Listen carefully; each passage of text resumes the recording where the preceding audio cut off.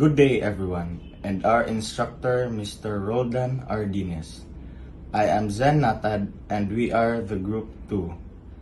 Today, we will tackle about private versus public digital self.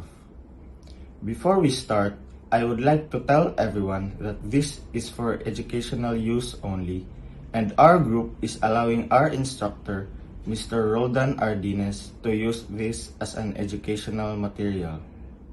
The concept of a private digital self delves into the aspect of your online presence that you aim to keep shielded from public view or unauthorized access. It is about maintaining control over your personal data and online identity. Some of the key aspects of a private digital self are data privacy. This involves safeguarding personal information like your name, address, financial details, and online activities from being collected, used, or shared without your consent. It encompasses understanding and utilizing privacy settings on various platforms, being cautious about the data you share, and being aware of how companies use your information. Online identity management. This relates to controlling how you present yourself online, including what information you choose to reveal and to whom. It involves being mindful of your digital footprint and taking steps to manage your online reputation. Security. This focuses on protecting your digital assets from unauthorized access, including using strong passwords, enabling two-factor authentication, and being vigilant against phishing and other cyber threats. And the last one is control over personal information. This is the ability to decide who has access to your data and how that data is used. So why does it matter? In today's digital age, our lives are increasingly intertwined with online platforms. Protecting your private digital self is crucial for maintaining your privacy, security, and autonomy. It helps prevent identity theft, data breaches, and other harmful consequences. It also allows you to have greater control over your online experiences and interactions. Essentially, cultivating a private digital self is about being proactive in managing your online presence and taking steps to protect your personal information.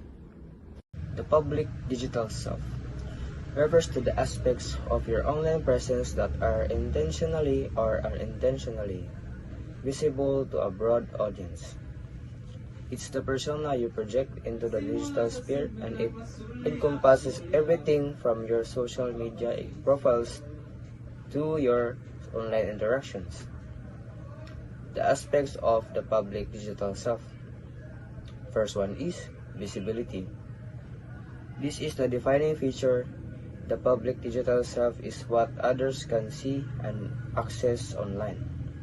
This includes social media posts and profiles, online comments and forum contributions, blog posts and website contents, and any information shared publicly online. The second one is representation. It's how you present yourself to the online world.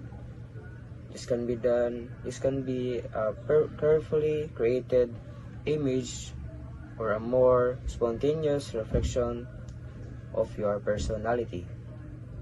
The third one is digital footprint. The public digital self contributes significantly to your overall digital footprint, which is the trail of data you leave behind as you use the internet. The last one is interactions. It also includes how you interact with others online and how those interactions are viewed by others. So what are the benefits in public digital self? The first one is reputation management. Your public digital self plays a crucial role in shaping your online reputation. Second is professional opportunities. Potential employers and clients may review your online presence. Third one is social interactions. It influences how others perceive and interact with you online. Last one is awareness. Understanding your public digital self is vital for being aware of how you are being perceived by the world. In essence, the public digital self is the outward-facing version of yourself in the online realm, and it's essential to be mindful of how you present yourself in this space. When discussing privacy risks in the digital age, oversharing and data vulnerabilities are two critical concepts. They represent distinct but interconnected threats to personal information. Oversharing. Oversharing refers to the act of disclosing excessive personal information online, often without fully considering the potential consequences. This can include sharing sensitive details on social media, in online forums, or through other digital platforms. What are the risks? First is identity theft. Sharing personal details like your full name, birth date, address, or financial information makes you vulnerable to identity theft. Second is social engineering. Cybercriminals can use information gleaned from your online posts to craft convincing phishing attacks or other social engineering schemes. Next is physical security risks. Sharing your location or travel plans can alert potential burglars that your home is unoccupied. Reputation damage. Inappropriate or controversial posts can have long-lasting negative effects on your personal and professional reputation. And the last is stalking and harassment. Oversharing can provide individuals with information that enables them to track your movements or harass you online. Data vulnerabilities.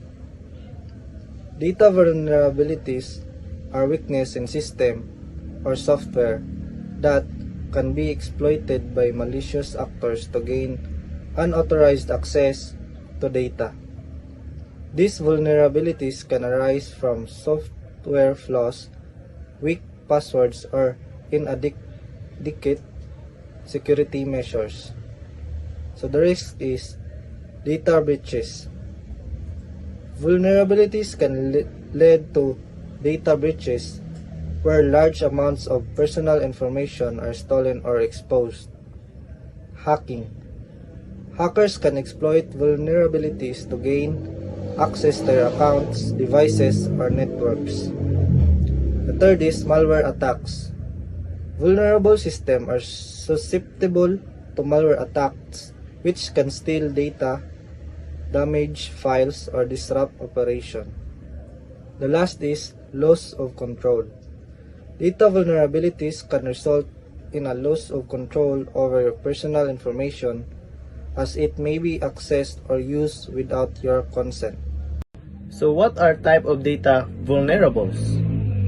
Weak password, updated software, lack of encryption, insecure networks. Understanding these different types of data vulnerables is essential for implementing effectively cybersecurity measures. Oversharing can increase the risk of associated with data vulnerabilities.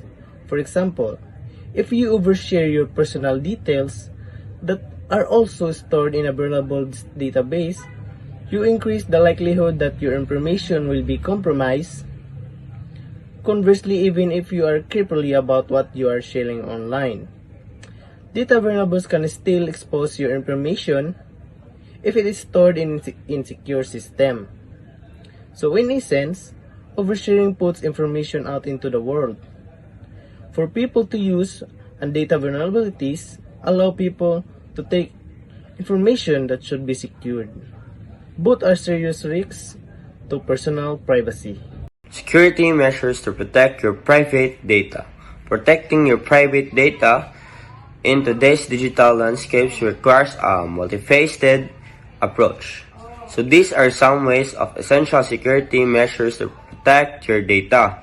First, strong passwords and multi-factor authentication or MFA. Use strong unique passwords. Avoid easily guessable passwords. Use combination of uppercase and lowercase letter, number, and symbols. Implement MFA. Enable MFA whenever possible. This adds an extra layer of security by requiring a second form of verification, such as code from your iPhone. Second, software and system updates. Keep software updated. Regularly update your operating systems, applications, and antivirus software to patch security vulnerabilities. Automatic updates. Enable automatic updates whenever possible. Third, data encryption. Encryption sensitive data. Encrypt files and folders contain sensitive information. Full disk encryption. Encrypt your device's hard drive to protect data in case of theft or loss. Secure communication. Use encrypted messaging apps and websites with HTTPS. Fourth, network security. Secure Wi-Fi. Use a strong password for your Wi-Fi network and enable WPA3 encryption. Firewalls. Use a firewall to block unauthorized access to your network. VPNs. Use Virtual Private Network (VPN) when using public Wi-Fi to encrypt your internet traffic.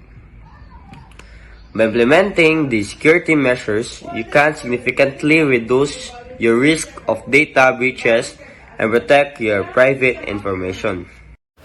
Managing your online reputation is essential about curating your public persona in the digital realm.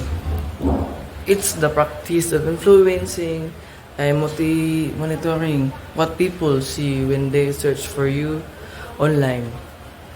In today's interconnected world, it is crucial for both personal and professional success.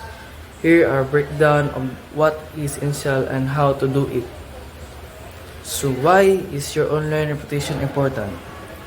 First, impression. In many cases, your online presence is the first impression people have of you. Second, professional opportunities. Employers, recruiters, and potential clients often check online profiles with you.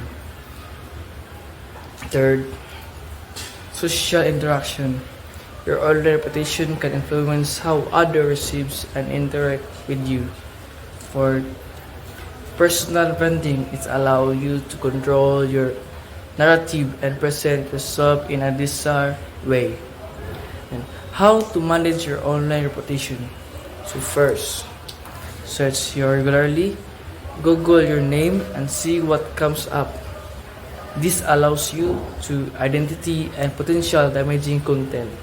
Second, control your online presence. Ensure your social media profile reflect the image you want to project. Be mindful of what you post and share. The last one. Third, create positive content. Share value and relevant content that showcase your expertise and personality. Consider starting a blog or contributing to online publications. The internet is permanent. Once something is online, it can be difficult to remove. Be proactive in managing your online reputation. Don't wait for a problem to arise. Your online reputation is an ongoing process. It requires continuous monitoring and management. By taking these steps, you can effectively manage your online reputations and curate a positive public persona. The digital age has significantly blurred the lines between our public and private lives, where once these spheres were relatively distinct. They now frequently intersect, creating complex challenges and considerations. Factors contributing to the blurring: data collection. Companies and organizations collect vast amounts of data about our online activities, often without our full awareness or consent. This data can be used to create detailed profiles of individuals, blurring the lines between private information and publicly available data. Increased surveillance. Government and private surveillance technologies have become increasingly sophisticated, blurring the lines between public and private spaces. Social media.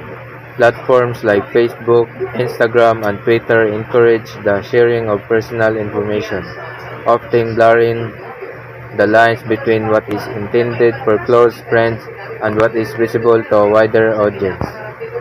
The ease with which information can be shared and reshared can lead to private moments becoming public.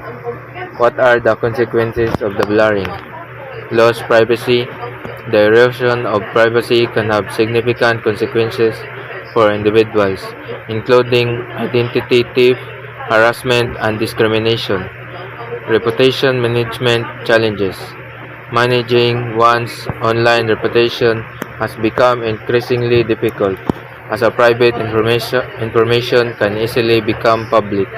Social and emotional impact. The constant pressure to maintain a public persona can lead to anxiety and stress. It can also affect interpersonal relationships, as the lines of trust can be harder to define. Ethical consideration. The intersection of public and private raises ethical questions about data ownership, consent, and the right to privacy. Navigating the blurring. Increased awareness. It's crucial to be aware of the information we share online and the potential consequences. Next, privacy settings. Utilizing privacy settings on social media, platforms can help control the visibility of personal information. Third, critical thinking. Developing critical thinking skills can help to evaluate the information we encounter online and to make informed decisions. What about what to share of? Digital literacy.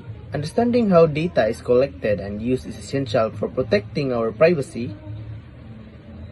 And in conclusion, the blurring of public and private is defining characteristic of digital age. Navigating the complex landscapes requires vigilance, awareness, and commitment to protecting our privacy. In the intricate dance between our public and private digital selves, the imperative to take control of our digital footprint has never been more pronounced. We've explored the vulnerabilities inherent in oversharing, the risk posed by data breaches, and the delicate balance required to manage our online reputation in a world where public and private spheres constantly intersect. Ultimately, the power to shape our digital narrative lies within our grasp. Our online lives mix what we share with what we keep private. Because of this, we must learn to control our digital footprint. This means being careful about what we post and share. Everything online can stay there for a long time. Use strong password. Check your privacy settings and think before you post. What you put online shows people who you are. Learning to spot fake news and protect your data is very important. We need to understand how companies use our information. Taking control of your online life means being smart and safe. It's about making good choices to keep your information private and show the best version of yourself online. By doing these things, we can use the internet safely and show the world who we want to be. Ultimately, taking control of our digital footprint is an ongoing process, a continuous effort to balance the benefits of digital connectivity with the imperative to protect our privacy and integrity. It requires vigilance, education, and a commitment to responsible digital practices. By embracing this principle, we can navigate the digital world with confidence, safeguarding our personal information and shaping our online identities on our own terms. That is all. Thank you for listening.